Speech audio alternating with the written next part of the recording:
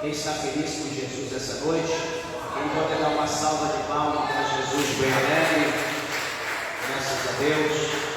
Meus irmãos, motivo de alegria imensa estarmos na casa de Deus, na presença do Senhor, para prestarmos ao nosso Deus um culto racional. Temos a certeza que Deus, o Senhor, Ele está no nosso meio e que Deus, Ele tem algo para realizar nas nossas vidas, no tocante aqui a sua palavra. Quero convidar meus irmãos para abrir vossas Bíblias comigo na segunda carta do apóstolo Paulo a Timóteo, no capítulo de número 3. Nós estamos aqui toda quarta-feira falando acerca deste capítulo de número 3. Hoje acho que já é o quinto dia que nós estamos falando na quinta quarta-feira, o quinto culto de ensinamento. Nós estamos falando sobre esse capítulo 3, que tem um vasto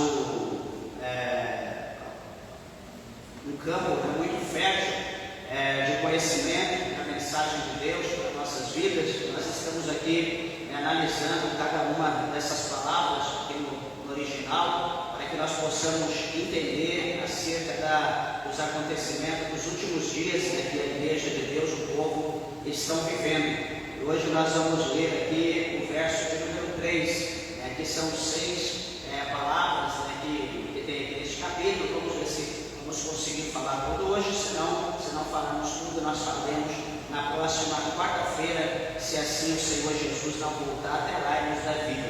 Amém, meus irmãos? Segundo Timóteo, capítulo de número 3, versículo de número 3, está escrito assim: sem afeto natural, irreconciliáveis, caluniadores, incontinentes, cruéis e sem amor para com os bons. Amém? Vamos orar a Deus. Levante ao céu a tua Bíblia, a tua mão. Peça para que Deus, o Senhor, fale conosco nessa noite mais e mais.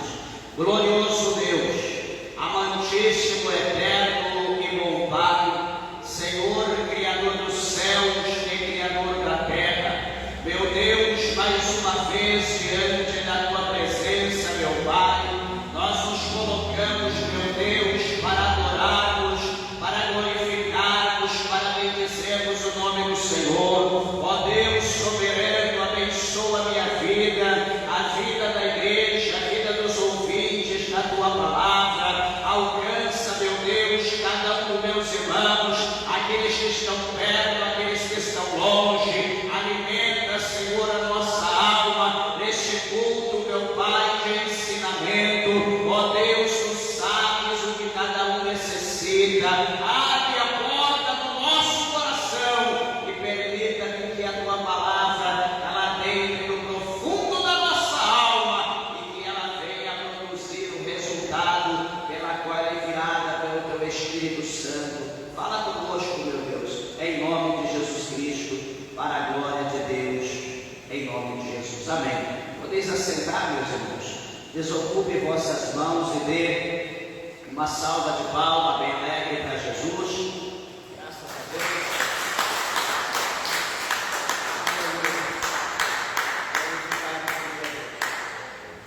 Graças a Deus. Meus irmãos, eu peço, por favor, a tua atenção e que você coopere com o estudo da palavra de Deus, com a tua Bíblia.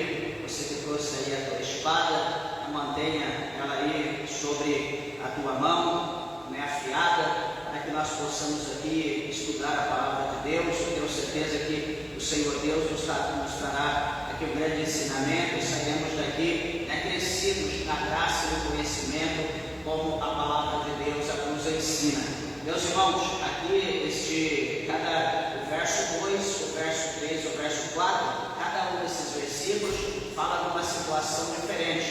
E hoje, esse versículo de número 3, ele, na verdade, nós encontramos aqui uma relação ou relações humanas distorcidas, onde a palavra escolhida aqui pelo apóstolo Paulo, ela reflete um colapso no amor e na convivência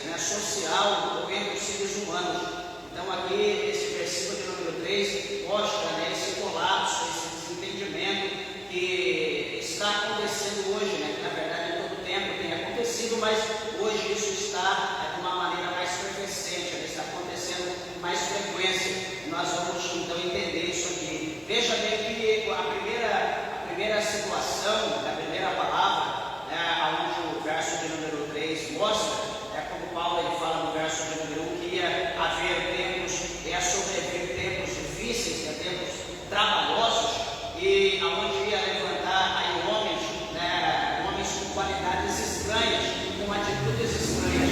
E este versículo de número 3 diz que ia se levantar, Paulo falando aqui na ocasião, ia se levantar homens sem afeto natural. E o que é uma pessoa sem afeto natural? Um homem, uma mulher que não tenha afeto natural. Aqui, olhando no grego, no original, de nós irmãos, foi difícil para nós pesquisarmos isso aqui, procurar no dicionário, trazer aqui a tradução e ver o significado. Não é uma coisa fácil, mas a gente tem prazer de fazer isso, para que a gente possa aprender e também ensinar os irmãos. E a palavra, sem afeto natural, quer dizer no grego astorgoi, ou astorgos, E o que vem a ser astorgos? Qual é o significado? Refere-se à falta de afeição familiar. Ou seja, no mundo grego romano, o termo histórico era usado para descrever o amor natural entre familiares, entre pai, filhos e irmãos. Astorgos, portanto, reflete uma quebra de laços naturais que deveriam ser, para todo sempre, inquebrável. Então, quando se fala aqui de homens, pessoas sem afetos naturais, está dizendo pessoas que antes viviam um convívio familiar, que viviam um relacionamento de amor, um relacionamento com amor mútuo, e agora já não vive mais. Esse relacionamento, esse amor, essa situação foi cortada, foi quebrada por algum motivo, e essas pessoas não têm mais um vínculo familiar. E veja também que essa situação, essa quebra dos laços familiares e o aumento da frieza entre os parentes são visíveis em muitas famílias modernas. Hoje, na verdade, a falta de união, a falta de amor, a presença entre membros da família está cada dia mais gelado, mais frio. Isso tem acontecido com muita frequência. E veja, meus amados irmãos, que o apóstolo Paulo ele fala para nós acerca disso. E quando nós olhamos para a palavra de Deus, nós vamos ver um pouquinho lá atrás, na palavra de Deus. Os irmãos, porventura, podem até acompanhar aqui comigo em Gênesis, para você poder até marcar aí na tua palavra, na Bíblia. Em Gênesis 37, nós vamos ver aqui no versículo de número 4,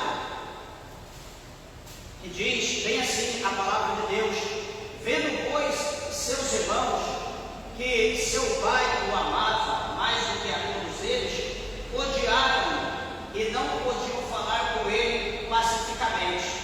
37:4 de Gênesis. Isso aqui está falando do quê? Está falando do relacionamento familiar. Está falando aqui de uma família. A Bíblia aqui está falando de uma família que trazia, que via sobre o seu ombro, essa família trazendo um fardo, um peso de uma promessa muito grande de Deus. E que promessa é essa? A promessa da multiplicação, a promessa do Senhor, que o Senhor ia fazer dessa família, na verdade, uma grande nação, ia encher a terra.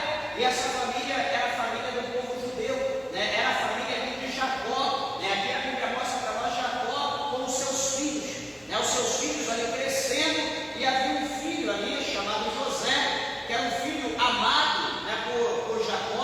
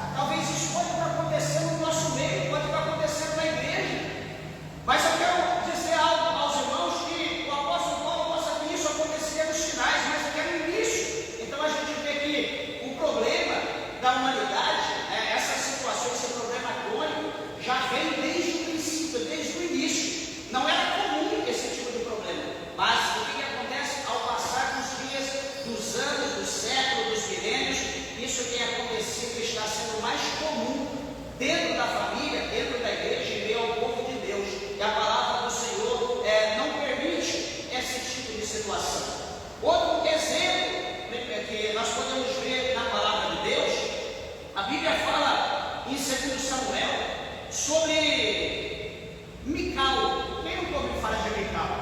Mical era filha do rei Saul, a qual, no decorrer dos tempos, Davi, ele se casa com Mical, né, com a filha de Saul. E a palavra do Senhor vai mostrar para nós, então, que chega um determinado dia, que Davi, ele vem feliz, ele se alegra, né? Davi, ele está ali contente, ele está se alegrando no meio das pessoas, no meio do povo de Israel. E a Bíblia diz para nós que Mical, ela vai olhar ali na janela, ela vai ver Davi, né? Talvez ela estava na parte superior, no lugar mais alto, e ela vai olhar, então ela vai ver Davi pulando, ela vai ver Davi saltando, Davi se alegrando, Davi se regozijando. Meus irmãos, porque quando existe guerra, nós choramos, vem tristeza, vem preocupação, mas quando há vitória, nós vamos nos alegrar, nós vamos glorificar Deus, nós vamos pular, saltar, vamos comemorar, de alguma maneira, a alegria que está dentro de nós vamos expressar para que as pessoas vejam.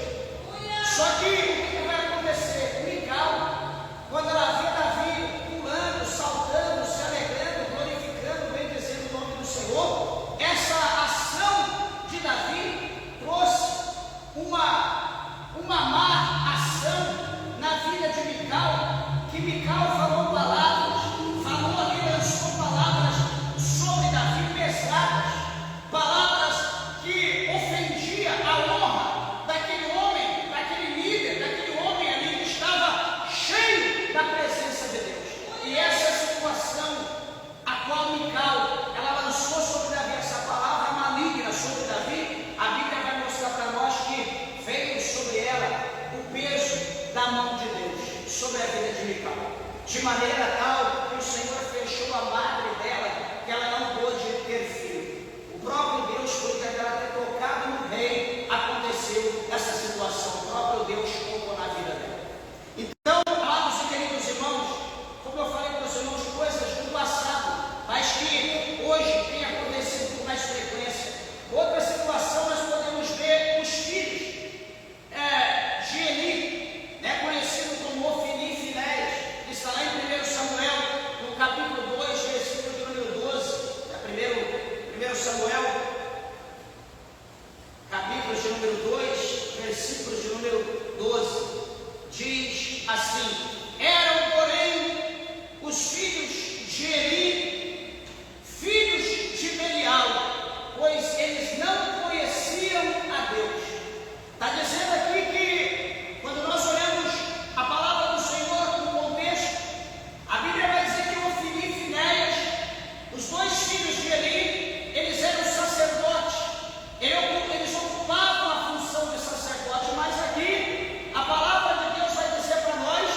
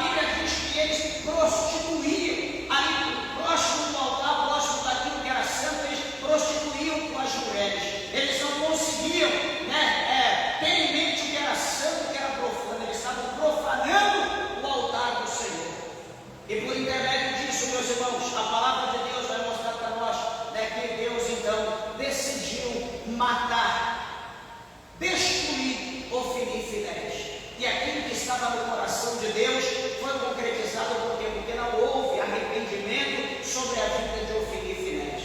Eu quero dizer para você que todos nós somos passivos de erro. Todos nós erramos, todos nós tropeçamos, todos nós podemos cair.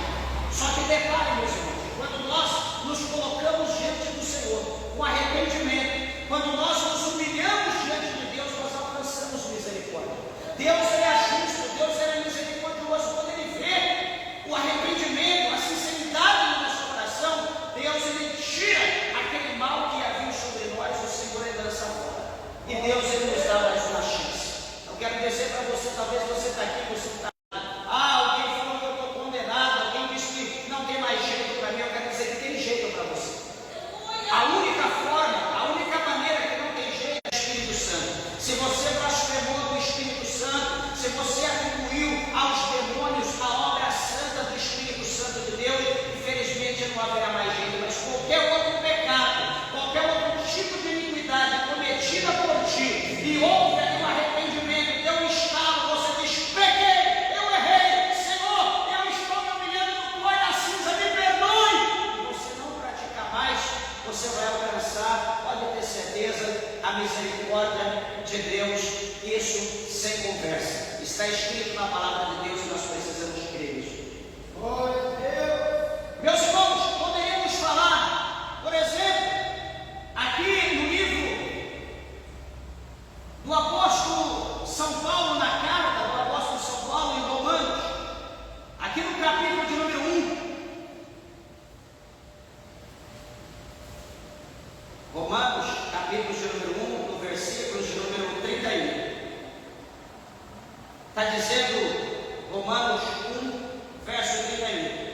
Ele repete a mesma situação. Ele está falando aqui de um conjunto de situações, que no verso 31 ele diz: homens que são destes, homens que são infiéis nos contratos, homens que são sem afeição natural, sem afeto natural, que é o que nós estamos vendo aqui, que são os astorgos, os astorgos.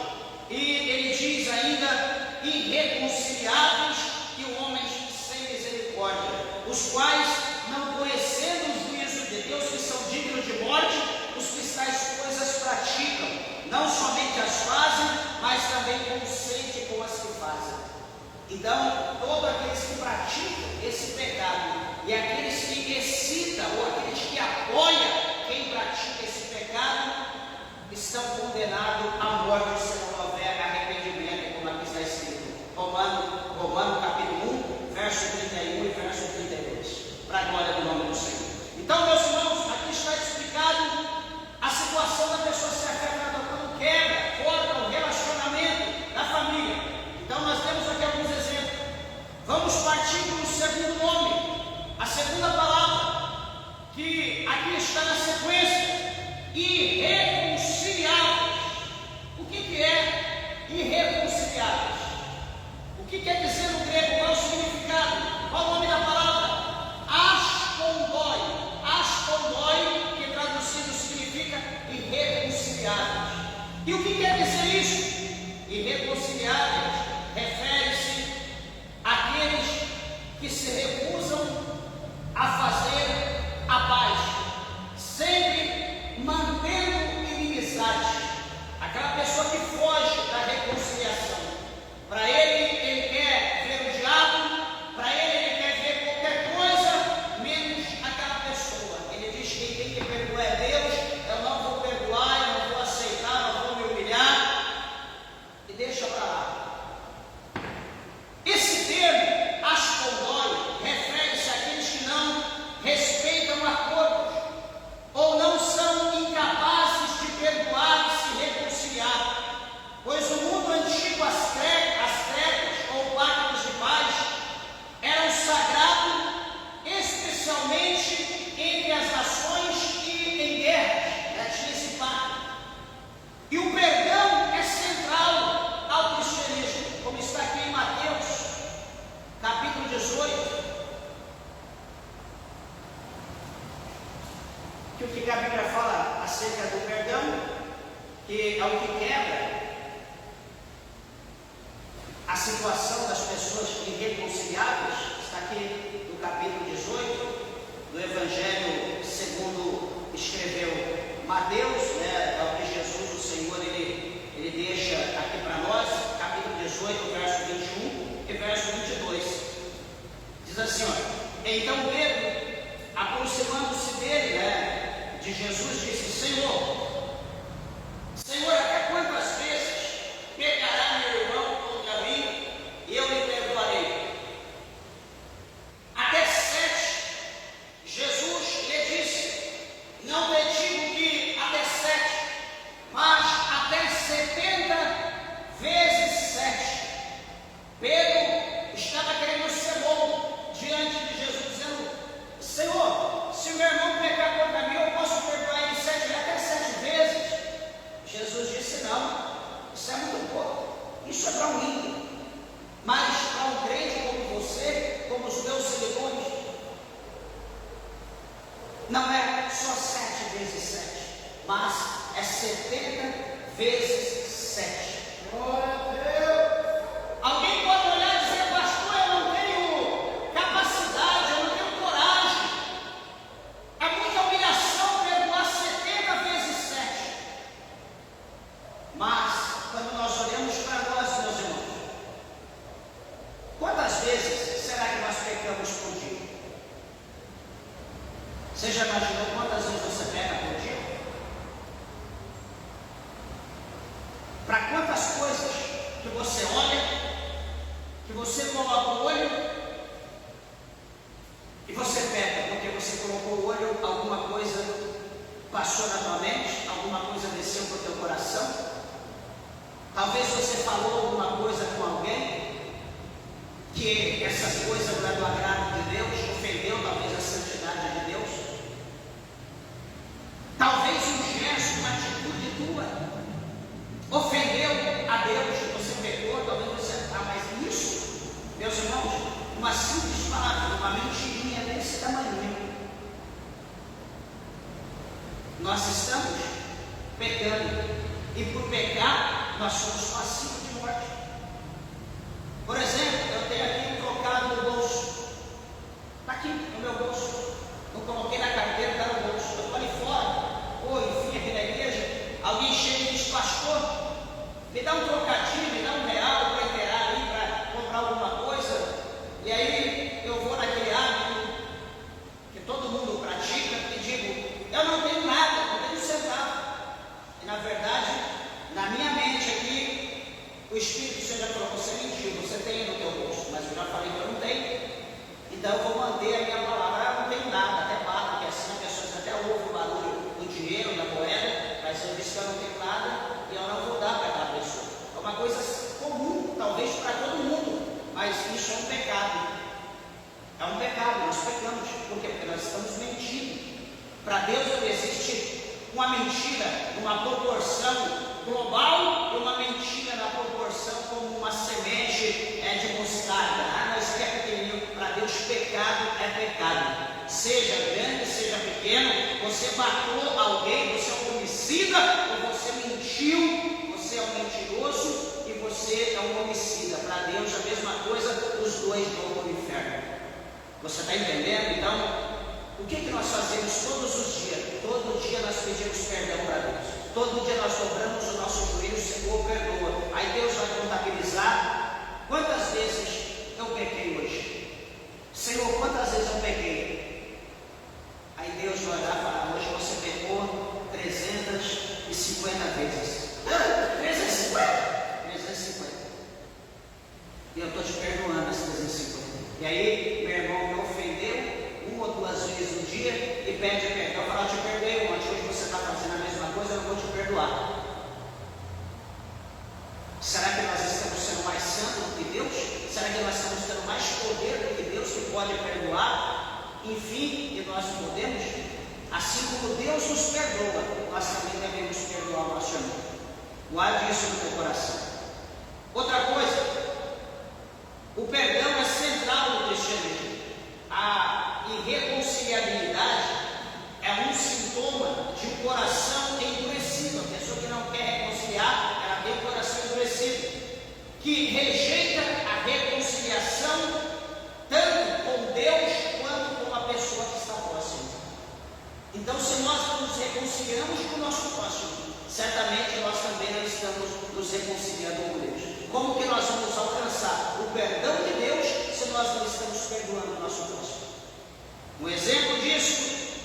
Nós vamos olhar na palavra de Deus em Gênesis, aqui no capítulo 4, talvez alguém já leu, se não leu, leia.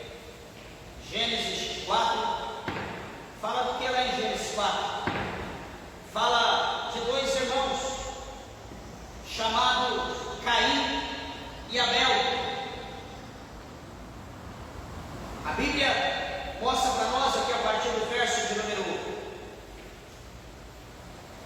3 ou 2, e deu à luz mais a seu irmão Abel, e Abel foi pastor de ovelhas, e Caim foi lavrador da terra. E aconteceu ao cabo de dias que Caim trouxe do fruto da terra uma oferta ao Senhor, e Abel também trouxe dos primogênitos das suas ovelhas e da sua gordura, e atentou o Senhor para Abel e para a sua oferta, mas para Caim e para a sua oferta não atentou. Eirou-se Caim fortemente e descaiu-lhes o semblante. E o Senhor disse a Caim: por que te iraste? E por que descaiu teu semblante? Se bem fizeres, não é certo que serás aceito, e se não fizeres bem, o pecado jaz à porta, e sobre ti será o seu desejo, mas sobre eles deve dominar. Meus irmãos, a Bíblia vai mostrar para nós que Caim, ele vai falar com Abel, vai convidar ele para ir ao campo, e a Bíblia vai mostrar para nós que Abel segue Caim até o campo, e quando chega até o campo, Abel, em vez de conversar, dialogar com seu irmão, de dar um perdão a ele, de pedir perdão para ele, talvez ali ele pega uma pedra, ele pega uma arma pontiaguda, e ele então vai ali apedrejar, ou vai furar o seu irmão, ou vai preparar um laço para o seu irmão cair dentro. Não sempre que eu não gosto dessa situação, mas a Bíblia vai dizer que Abel, ele mata Caim. Aliás, que Caim, perdão, mata Abel. Por que ele vai matar Abel? Porque ele não quis dar o perdão, ele não quis perdoar o seu irmão. Ele achou que porque Deus aceitou a oferta de Abel e rejeitou a dele, Abel era melhor em todos os aspectos e que ele estava sendo reprovado. Meus irmãos, um dia a gente ganha, um dia a gente perde, um dia nós fazemos uma obra que nós somos dignos de aplausos, um dia nós fazemos uma obra que nós somos dignos de uma exortação, de alguém chamar a atenção, um dia nós fazemos uma obra que alguém diz: olha, vou dar uma crítica.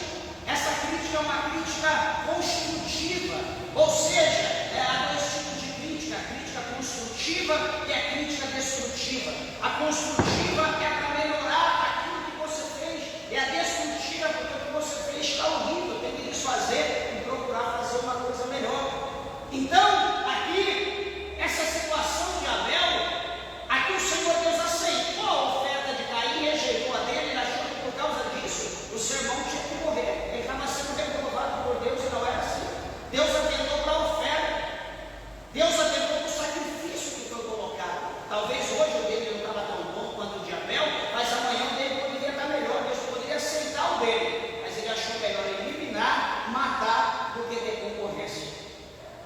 E às vezes nós achamos assim, pensa bem, quantas pessoas que estão matando os outros dentro da igreja, porque às vezes prega, traz uma palavra melhor, porque tem uma voz mais bonita, louva melhor, era melhor essa pessoa sair, porque essa pessoa está concorrendo comigo, as pessoas estão dando mais glória a Deus quando ela canta do que quando é comigo, e assim acaba tendo um partido dentro da igreja, e daqui a pouco essa pessoa vai estar orando para que essa outra pessoa, essa concorrente, vai embora da igreja, sai, vai melhor ir para longe, não ficar aqui sozinho, porque as pessoas vão me adorar, as pessoas vão glorificar, vão falar do meu nome. Isso não é obra de crente, isso é uma igreja partidária. Igreja partidária não provém de Deus. Deus não aceita isso. Paulo reprovou a igreja partidária em 1 Coríntios, no capítulo 3. A segunda situação, meus irmãos, foi sobre Saul e Davi. Quando nós olhamos em 1 Samuel, é um texto um pouco grande. 1 Samuel começa lá no capítulo 18 e vai até o capítulo 31, são vários capítulos. É uma história que mostra a bondade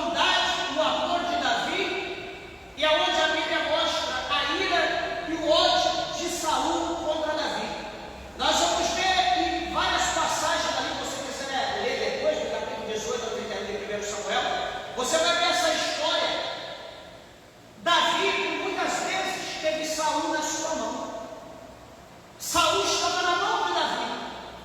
Chegou um momento que Davi cortou um pedaço da orla, né? Estava dormindo na mesma caverna, todos os homens dormindo ali. E Davi estava lá, escondido em algum lugar daquela caverna, e Davi sai ali pela madrugada para fugir, né? Ele estava ali entre todos os inimigos, e ele corta um pedaço do vestido, da veste de Saul, coloca no bolso e vai embora. Atravessa, está lá do outro lado do vale, do lugar bem longe. Lá ele grita, chama por Saul no decorrer do dia. E Saul amaldiçoa, quer matar, quer fazer alguma coisa com Davi. E Davi diz para ele: aqui, ó, hoje o Senhor te colocou na minha mão. Está vendo isso aqui? Olha aí na sua veste. Ele olhou na veste dele, ele viu que estava faltando. E ele disse assim: longe de mim de tocar no ungido do Senhor. O Senhor te constituiu rei, o Senhor ele vai te tirar do trono. Aguarda o momento de Deus, mas você teve na minha mão. Olha aqui, olha o que eu tive a oportunidade de fazer. Eu poderia te matar, ninguém ia ver, mas eu não te matei, eu roubei a tua vida. E a Bíblia vai mostrar para nós que então Saul, aqui no único gesto, né, poucos são os gestos que ele praticou isso, que ele vai dizer: bendito seja Davi do Senhor. Ele vai dizer que Davi era bendito, porque ele esteve na mão de Davi e Davi roubou a vida dele. Davi não quis. Meus irmãos, tem coisas que não pertencem a nós, como por exemplo tirar a vida de alguém. Isso não cabe a nenhum de nós, nem de nós. O único que pode tirar a vida é quem deu a vida, quem deu a vida a Deus. Então no momento de Deus, o que tiver que acontecer vai acontecer. Vamos apresentar, vamos colocar na mão de Deus cada situação, e Deus fará o que tem que ser feito. Um outro exemplo, né, que é interessante, é acerca de Esaú e de Jacó, né, que está em Gênesis, no capítulo 25, né, do verso 19 até o verso 34. Né, está lá, Gênesis 25, do versículo 19 ao 34. A palavra de Deus mostra para nós esses dois homens, né, chamados Esaú e Jacó. Quem nunca ouviu falar esse dia? Nós estávamos falando alguma coisa acerca de Esaú, que vendeu a primogenitura dele para Jacó, trocou ali por um prato de lentilha. E porque Jacó, né, ele recebeu as bênçãos, ele chegou primeiro, ele recebeu a bênção da primogenitura, né? A Bíblia diz que Isaac o abençoou e ele saiu. Então Jacó, aliás, Esaú agora vai chegar para receber também de Isaac a bênção. Isaac diz: não tem nenhuma. Não, mas eu quero só uma. Não tem mais nada. Meu pai, por favor, pelo menos acabou, não tem. A Bíblia diz que agora Esaú vai chorar de uma maneira que ele nunca chorou antes, naquela situação. E ali ele vai fazer um juramento. Ali ele vai dizer: meu pai vai descer a sepultura, meu pai vai morrer. Quando meu pai morrer, eu vou perseguir o meu irmão Jacó e eu também vou matá-lo, vou tirar a vida dele. Essa foi uma promessa, foi uma luta que Jacó ele passou quando ele foi para as terras de Labão. Ele ficou mais de 20 anos lá, casou, constituiu família, ficou rico, poderoso, mas aquilo não trazia paz para ele, porque ele sabia que tinha algo lá no passado que ele precisava acertar. Ele sabia que o seu irmão fez um juramento, o seu irmão disse que queria matá-lo, e ele precisava acertar, ele precisava reconciliar com o seu irmão. E essa também é um exemplo para nós.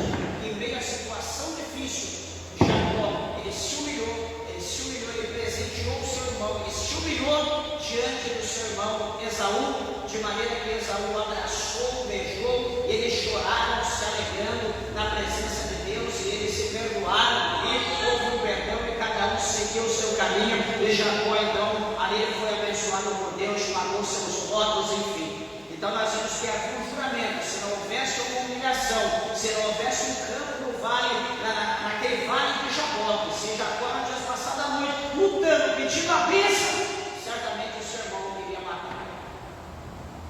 Então, meus irmãos, tudo tem que haver um sacrifício da nossa parte para nós alcançarmos a misericórdia de Deus. Poderíamos também falar acerca de Paulo e Barnabé, lá em Atos dos Apóstolos, no capítulo 15, no verso 36 ao 40, fala do atrito que houve entre Paulo e Barnabé, dois líderes da igreja, que teve ali um atrito por causa de João Marcos, mas depois no final Deus trabalhou e reataram novamente a amizade. Poderíamos falar de Paulo e Pedro, em Gálatas 2, do versículo 11 até o 14, do atrito, né, que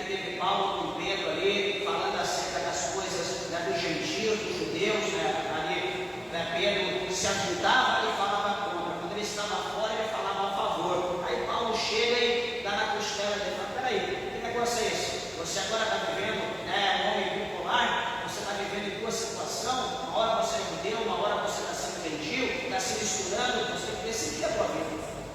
Você precisa decidir. O crente, na verdade, tem que se decidir.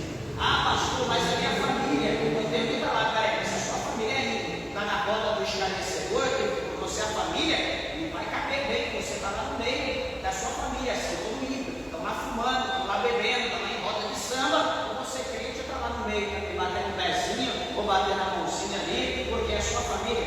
Não cabe não, não tem jeito para a gente. Então nós temos que analisar a situação, e a Bíblia nos dá exemplo para isso. Amém, meus irmãos? A terceira situação aqui, a terceira palavra, nós falamos de sem afeto natural, homens irreconciliáveis, e o terceiro é homens caluniadores. Caluniadores. Será que existem pessoas caluniadoras nos dias de hoje, meus irmãos? Será que tem? Ou será que houve só no passado? Ou melhor dizendo, o que vem a ser uma calúnia? O que é calúnia? Por exemplo, no grego, a palavra caluniadores vem da palavra diaboloi, que também vem essa palavra do nome diabo, que é usada para Satanás, que quer dizer o acusador ou caluniador. Quando as pessoas se entregam à calúnia, essas pessoas estão participando de uma obra que a Bíblia associa diretamente ao diabo.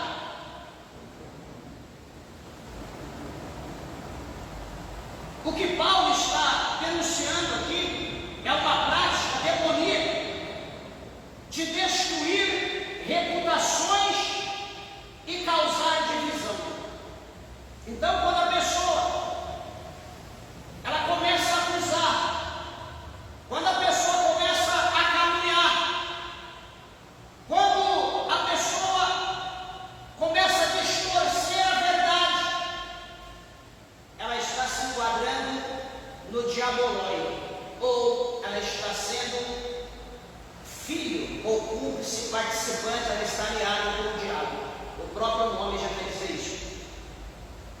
Então a gente tem que estar muito atento, como eu falei, eu acredito que hoje não tem tido isso nos nossos dias, talvez isso só nos dias de Paulo, de caluniadores, pessoas caluniam o próximo, falam mal das pessoas, pois no mundo moderno, hoje, as redes sociais amplificaram o poder da calúnia, boatos, difamações e falsas acusações podem destruir vidas, podem destruir carreiras rapidamente.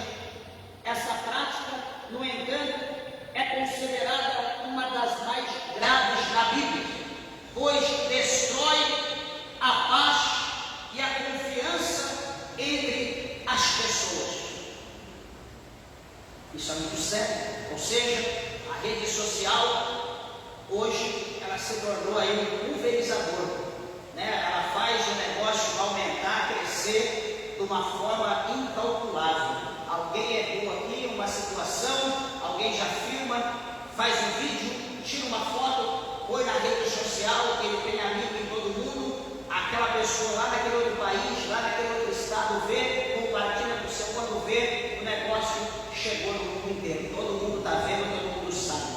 E a difamação, a calúnia, ela não provém de Deus. Por exemplo, meus irmãos, uma palavra aqui que nos chama a nossa atenção, um exemplo acerca disso, no Antigo Testamento, está lá no Gênesis 19, aliás, Gênesis 39, no capítulo 39, do verso 7 ao 20.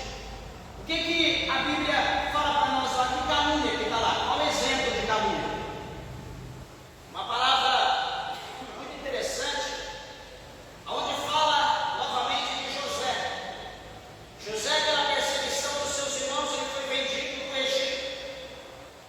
No capítulo 39, lá no verso 7 ao 20, José ele está trabalhando na casa de Potifar. A Bíblia diz que Potifar vai fazer uma viagem, vai para uma terra longínqua.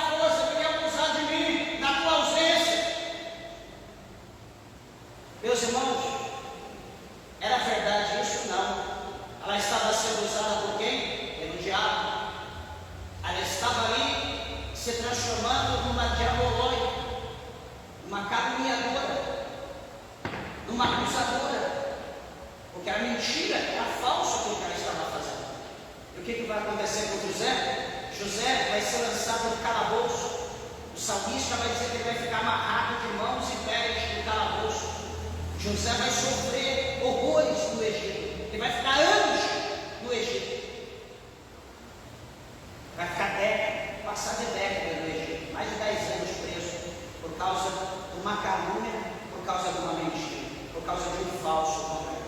Só que detalhe, meus irmãos, quem tem chamado de Deus, quem é escolhido pelo Senhor, mesmo no cárcere, o Senhor está com ele. Deus não desamparou. O Senhor tirou ele de lá do cárcere para ele poder ser governador do Egito. Ou seja, os sonhos que ele teve lá atrás, Deus, o Senhor, não permitiu que fosse apagado. Deus não permitiu que fosse deletado. Ele indo para a prisão, cárcere. Deus não permitiu que os sonhos fossem apagados. Não foi esquecido, porque era sonho de Deus que Deus teve para José. E o Senhor fez, então, no momento certo, a promessa se cumprir na vida de José. Eu quero dizer para você, nessa noite de hoje, se alguém está te caluniando, fique em paz. Dobra o teu joelho, coloca na mão de Deus. Louvado seja o nome do Senhor. Por exemplo, essa semana agora, a gente teve aí uma notícia, de uma calúnia, de algo assim tão baixo, tão sujo, acerca da nossa pessoa, que doeu o coração, a cabeça, desanimou, abateu o nosso ânimo, não a nossa fé, porque graças a Deus estamos presos em Deus. Mas você ouvir coisas que você não fez, pessoas tentar te lançar no inferno, tentar apagar a presença de Deus da tua vida, meus irmãos, é coisa horrível. É só sendo crente mesmo para você poder perdoar e você continuar firme na presença de Deus e saber que tudo isso que a gente passa, nós temos que passar, porque no passado, Jesus fala lá no capítulo 5 de Mateus, que no passado também, os profetas, aqueles que vieram antes de nós, também passaram por calúnia, por perseguição, por defamação. Eles passaram, nós também vamos passar.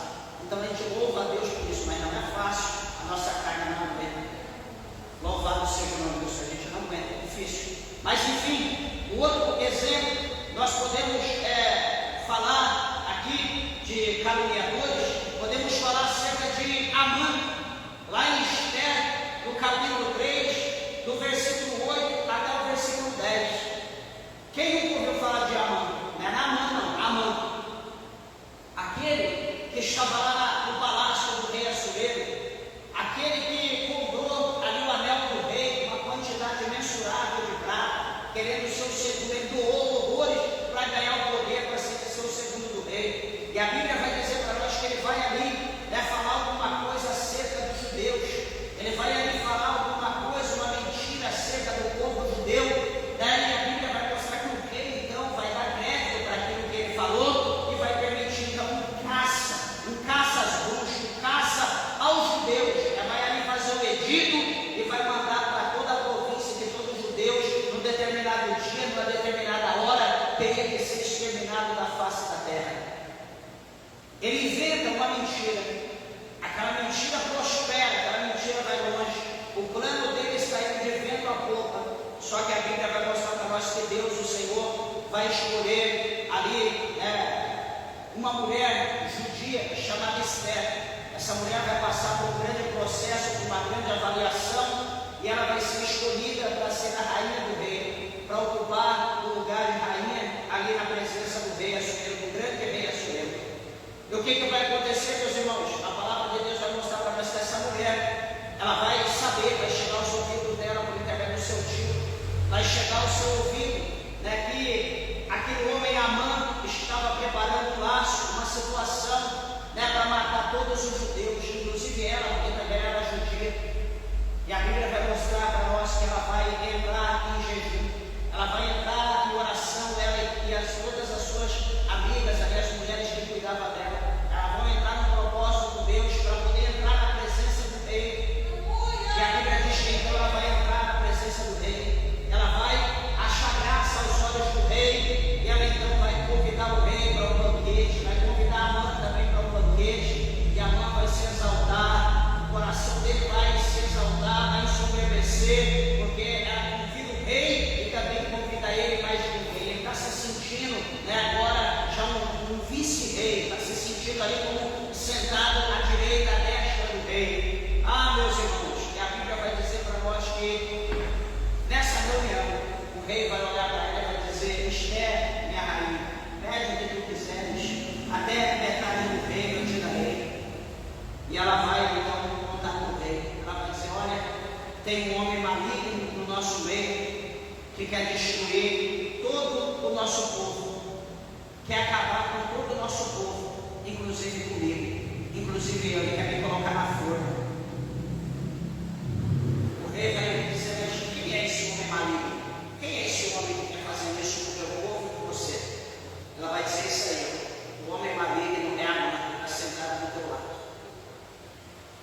Naquele momento a ira do rei vai se levantar, o rei vai ficar furioso, e agora é decretado a morte de Amã. Amã vai morrer na forca que ele fez para matar Mardoqueu, entre outras pessoas. Aquela própria forca que ele preparou foi a forca que ele foi morto. Então nós vemos, amados e queridos irmãos, que caluniadores, o fim do caluniador é perder a língua. O fim do caluniador é o tacho de fogo lá no inferno, né? Oxalá, se todos os caluniadores ouvessem essa palavra, ouvissem e se humilhassem na presença de Deus e pedissem perdão ao Senhor, porque calúnia é uma coisa séria contra os homens e contra Deus. Então esse exemplo aqui, o primeiro exemplo de Amã. O segundo exemplo, por exemplo, nós vamos observar em Atos, no capítulo 6, do versículo 11 ao 14, aonde fala acerca dos acusadores de Estevão. Quem nunca leu acerca de Estevão, que foi o primeiro mártir?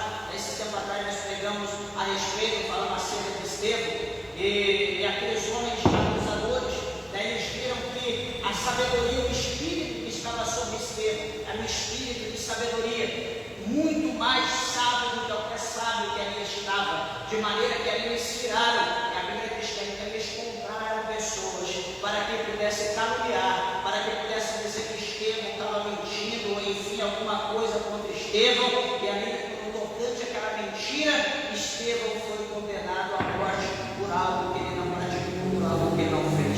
Isso também aconteceu com Jesus, quando Jesus estava ali no tribunal sendo acusado naquela noite, pessoas ali foram levadas ali por mentira, falsas testemunhas, para dizer que Jesus falou, que Jesus fez coisa que não fez, e ali Jesus então foi condenado. Meus irmãos, esse mesmo espírito, esse mesmo diabo, esse espírito acusador, esse espírito caluniador, naquela época, ele também está agindo hoje, ele não morreu ainda, ele está agindo hoje. Eu quero dizer aos irmãos: cuidado, não deixa ele usar a tua vida, não deixa ele entrar na tua vida.